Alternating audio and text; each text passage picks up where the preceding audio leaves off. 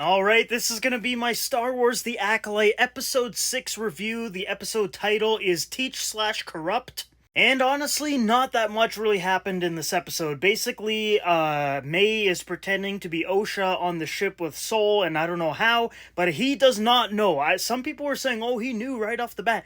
No, he didn't. That's why Basil is in this episode, because Basil could smell the difference. And then, what's her name? May was saying some stuff later on in the episode where Sol was like, and he started questioning who it was. Then the other half of the episode focuses on Osha and Kamir. Basically, Kamir is trying to seduce Osha to the dark side in some pretty weird ways. But first, let's go back to Sol, because like I said, some people were saying he knew right away, which no, he did not. There is no indication that he knows at all. He's not like, there wasn't a scene where he just like looks up and he's just kind of wondering like, is something off here? Like, he does not do that. Basil is the one who sniffs the difference in smell on May, and then he kind of knows, and then May resets Pip and makes it basically a dark side droid all of a sudden with red lights and everything, and she just factory reset it like an iPhone 7. I don't know what that was all about. So yeah, in my opinion, Sol did not know that May was aboard his ship at all, which is ridiculous.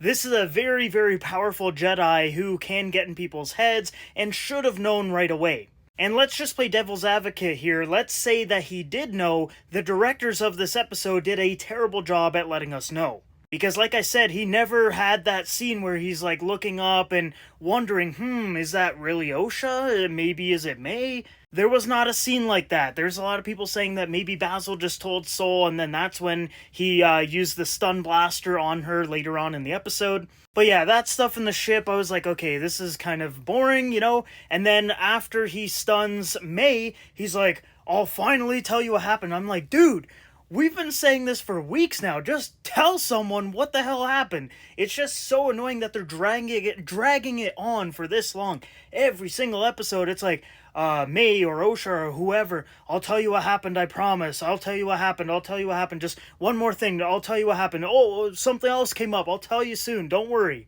This is an 8-episode show where each episode is typically less than 30 minutes. Like, the intrigue of finding out what happened on Brendok is, like, pretty much gone at this point.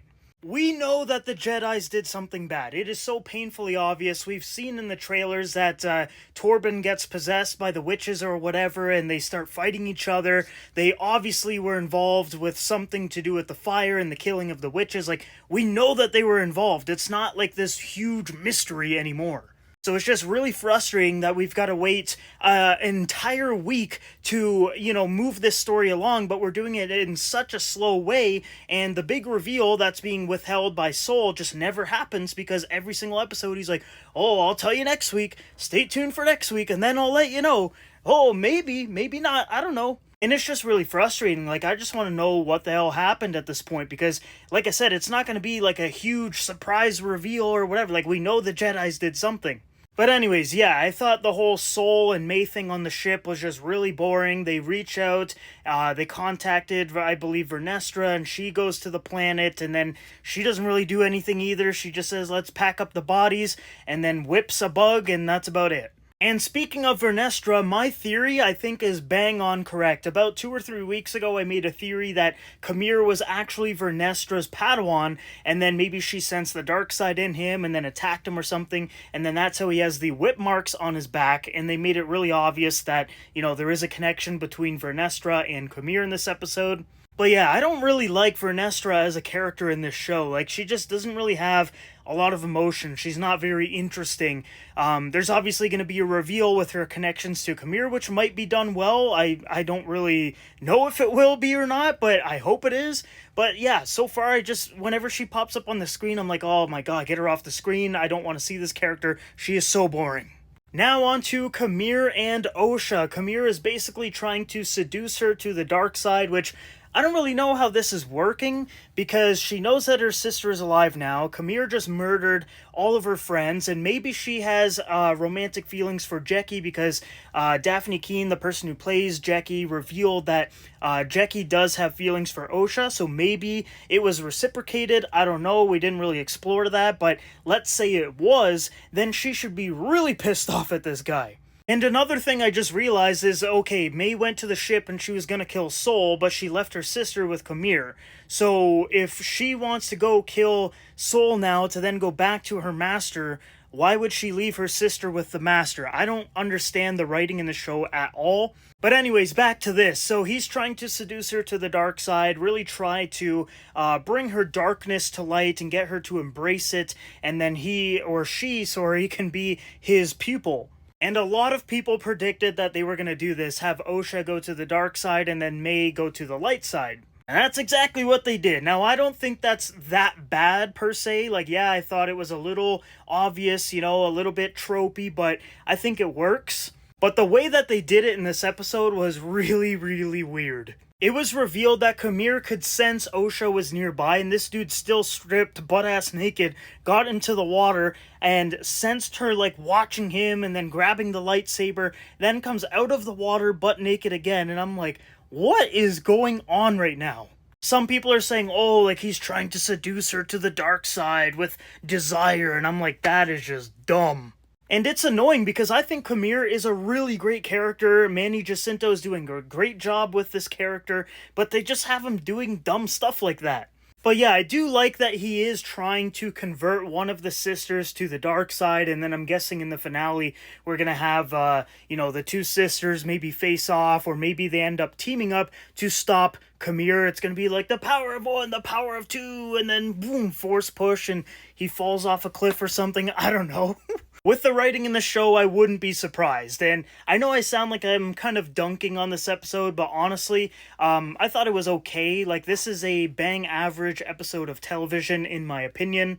But I did like some stuff. Like I said, I liked the whole Kamir trying to get Osha to come to the dark side, even though it was kind of predictable. And another thing that I was thinking of when I was watching this episode was that I think the island that they're on is the same island that we saw Luke on in the sequel trilogy.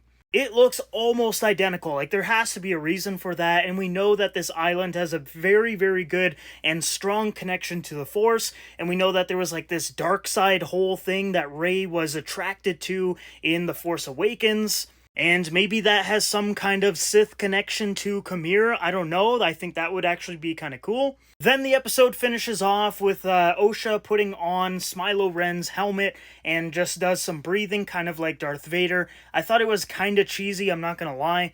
But a big complaint that I have with this show is that Osha and May's motivations and sides, it switches like every 20 minutes. It's so hard to keep up, because if you have an evil twin and a good twin, okay, there's a differentiator there. But if you have a bad twin that goes good, then goes bad, then goes good, and then a good twin that goes bad, then good, then bad, it's very, very hard to keep up with all this, especially because they're twins and they look the same.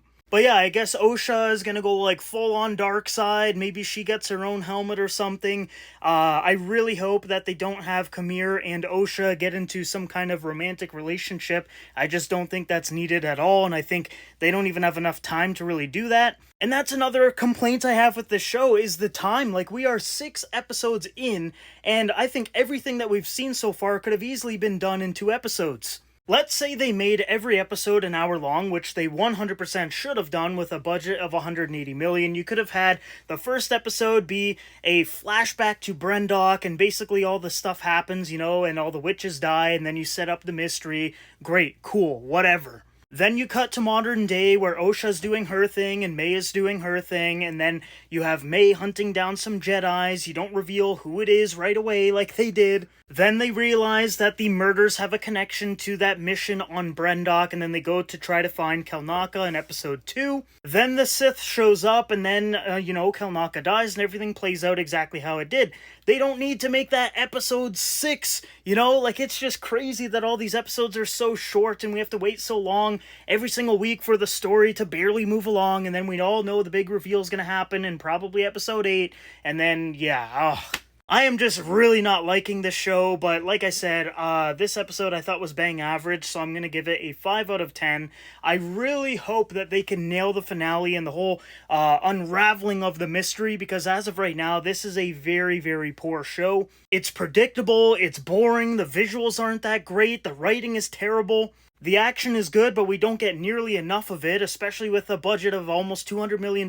We should be getting action every episode. But let me know what you guys thought about episode 6 down below.